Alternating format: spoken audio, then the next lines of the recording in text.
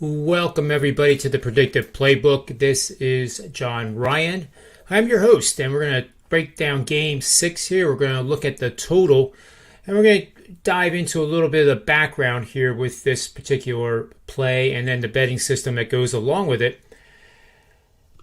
In Game 5, the Bucks fell behind by 16 points and then really just torched the Suns defense for 43 points in the second quarter, outscoring them by 19 points alone. They then added more with that momentum in the third period, outscoring them 36-29, scoring 79 points in the middle quarters, the second and third alone, outscoring them 53-79. An amazing run.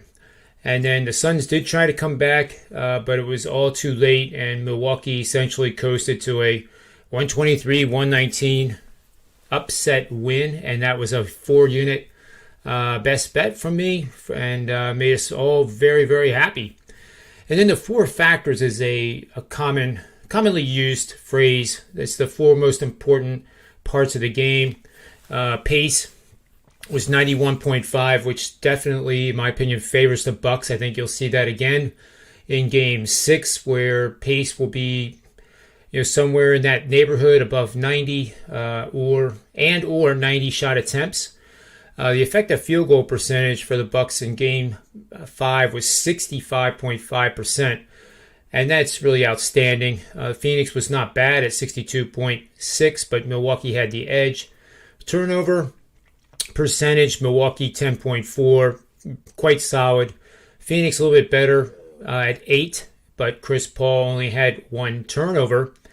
And I have some notes on that too that I want to share with you following a game in which Chris Paul had 2 or fewer turnovers. The Suns are 10-4 straight up and against the spread in the 2020 playoffs. So that supports the Suns on the side. I'm not saying that's a pick. I'm not saying it's not a pick. It's just a stat that I wanted to share with you guys. That is a pretty good one. And Chris Paul is being guarded by Drew Holiday, who is like a shadow with him. And I'm not really sure how Phoenix is going to adjust to what Milwaukee has adjusted to.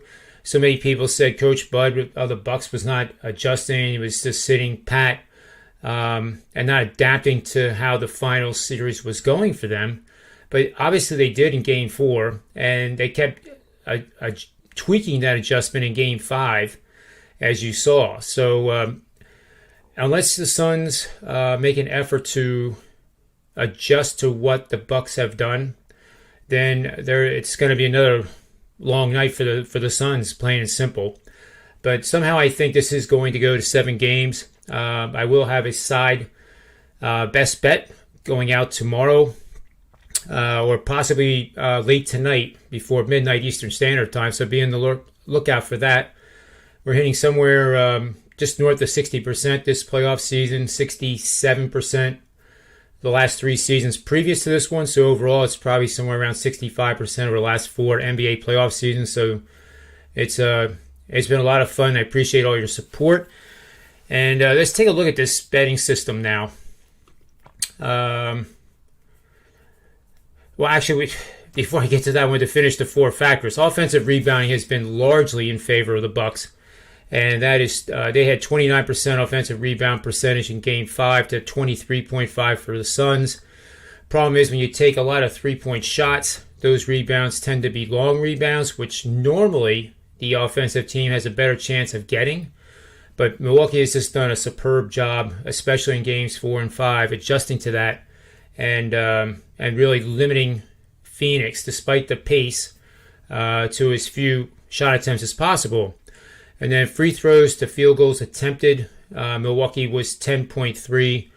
Phoenix was better, 11.5, and it still didn't matter. Offensive rating was 134.5 for Milwaukee, and overall offensive rating for Phoenix, 130.1. That makes sense on a 4-point road win by the Bucks. So unless they do the Suns, that is, do something with offensive rebounding that the Bucks are getting and limit that to at least 25% or lower, it's going to be more and more difficult for them to win on the road in Milwaukee. And those fans are going to be they are going to be tuned up and ready to go because that city has not won an NBA championship since 1971. So I can't even imagine how loud that building is going to be. And the more they do well and get out to the leads, the more that fan base is going to get crazier and crazier in a good way. For them at least.